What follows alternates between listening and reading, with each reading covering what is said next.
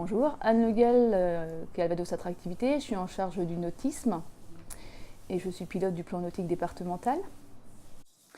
Hier, nous avons travaillé sur les attentes clients, pas spécialement tourisme, mais aussi sportif, éducatif, social et insertion.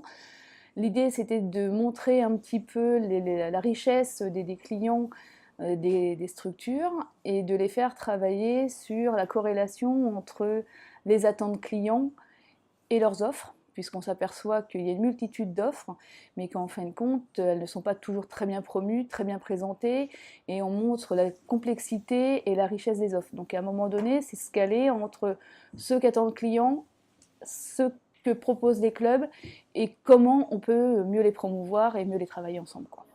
Alors, lors des échanges avec les clubs, lors des questions, on s'aperçoit qu'il y a un fossé entre leur façon de travailler, ce que nous, au niveau de tourisme, on attend. Et l'idée, c'est vraiment de se dire comment on met les deux mondes en phase et d'apprendre à mieux travailler ensemble, puisqu'on s'aperçoit que les clubs ont quand même un langage assez technique. Les offices de tourisme, les clients, c'est plutôt sur des choses beaucoup plus simples. Il faut aussi montrer un petit peu plus de facilité, fluidifier, tout ce qui est marée, complexité des horaires aussi, c'est vraiment de se dire, voilà, on propose quelque chose de plus simple, on est plus basique, et au final, quand les clients ont des questions plus techniques, eh bien, on leur apporte des solutions. Et vraiment, c'est de se dire, on s'adapte aussi aux besoins, mais aussi au langage des clients, quoi. Alors là, lors de l'atelier, c'est vrai qu'on était un petit peu contraint par le temps. On aurait eu besoin de faire parler les structures pour leur dire, on prend un exemple précis sur différents types d'offres et leur dire, est-ce que ça match ou ça va pas, quoi.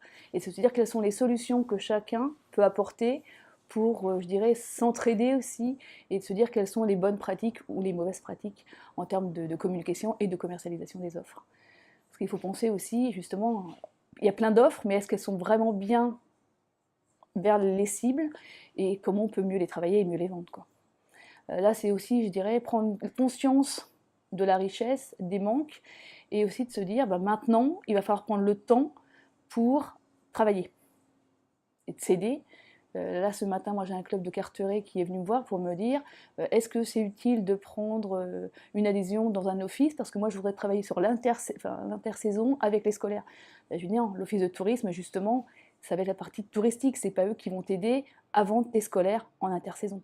Donc, c'est de se dire toujours, voilà, l'idée était bonne, sauf que, justement, on n'est pas sur les bons partenaires.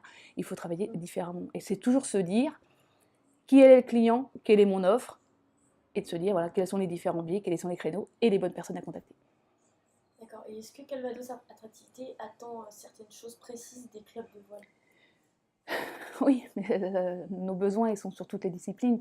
C'est en effet, c'est de se dire, travailler plus ensemble, travailler en synergie, mais que ce soit avec les offices de tourisme, avec nous, entre clubs, et c'est de se dire aussi, par exemple, sur tout ce qui est séminaire, l'offre, parfois, en termes de matériel, est restreinte, travailler ensemble, et dites-le nous.